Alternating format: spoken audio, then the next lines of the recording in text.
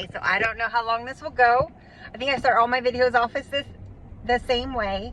But I feel like I need to give a solid book update because things are moving really fast, faster than I expected. I gave myself a year. I didn't really expect myself to do it in a year, and I'm actually pleasantly surprised with myself. And I think that's the number one thing to life, you guys. You have to be your own biggest cheerleader, and that's what this book is about. Okay, so it's segued. My first book is no longer just strategic selfishness. It's my memoir and how I have utilized this principle in my life of strategic selfishness, doing things for the future and not just for now. Mentally, like, I don't save for the future, but mentally I'm always preparing myself for the future, and how I've learned to put people and places and things in my life to help me succeed. But it also goes into like the tragedies that I've suffered, or rather the tragedies that have befallen me, if you will, which is another funny thing, you guys. Okay, so a writer doesn't speak like a writer, or at least I don't. I don't know if the other writers actually talk in the way that they write and they speak the same. I don't know, but that would be weird, right? Like a walking book. So I write and add in things to lengthen out the stories, right? And you want to use different words, you know, not the same ones over and over again, and synonyms and antonyms and all that. Okay. Getting back to this book. The memoir is the first one. It's called Rising Phoenix. And it goes through my life's up and downs and how I've come out each time. But it's not, so I feel like in this day and age, all the content we're consuming is more about or for other people. It's not for us and how to do something for us. So like for these women, you know, somebody will write a poem on how a man should be for a woman, right? Well, women are reading those posts as, I need to find a man who respects me like this guy is talking about. Instead of them saying, how do I become the woman that attracts this kind of man? So mine is the art of it. It is truly a story of becoming, because I think that's what we're all doing. We are choosing who we become in this life, and we all have outside external forces, you know, coming at us. We have challenges, and it differs.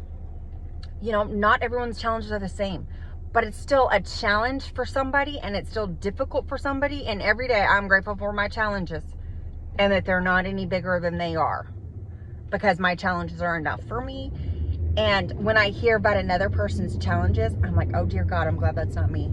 I'm not going through that right now, or ever, you know. But usually as soon as I say I'm glad I'm not going through that right now, you better bet your bottom dollar that I'm gonna end up going through that, because that's like me saying, so I've learned not to do that. I've learned just to be grateful for my trials, grateful for my challenges in my life. Okay, so it is more about who are you choosing to be, because that's who you leave behind this world. Like, you leave in a better place because of who you are, not by what you do per se, but who you are.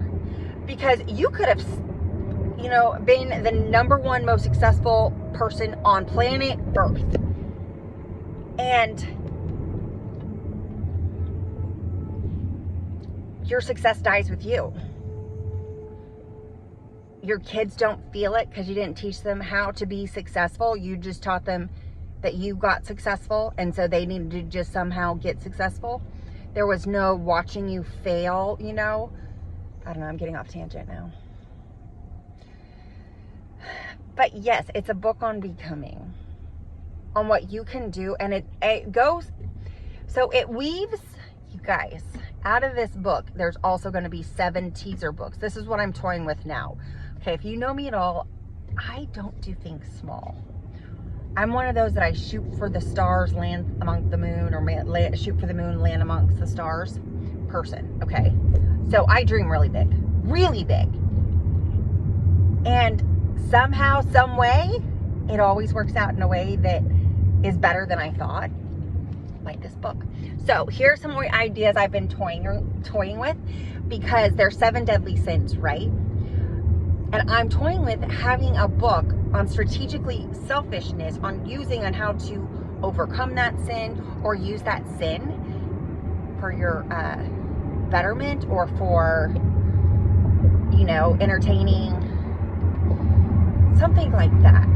I want this book to have 7 books come out of it. So it's almost like it's going to be the prologue for each book. And then I'm going to have a dedicated one for that section, like one for just poetry. Okay. So throughout, it's more of a creative writing practice, where it's going to be more of I need my directions right now because I'm going into work. So I'm going to cut this. This is more for me and anybody else who has been following my book journey. That's it. But basically, yes, my book, Strategic Selfishness, is using life as your playground, using it to move you forward, right? We look at things so backwards. What is, oh my gosh, I need my directions. Oh my gosh, but I don't want to stop filming because I'm so good. Okay, I'm gonna have to come back to this.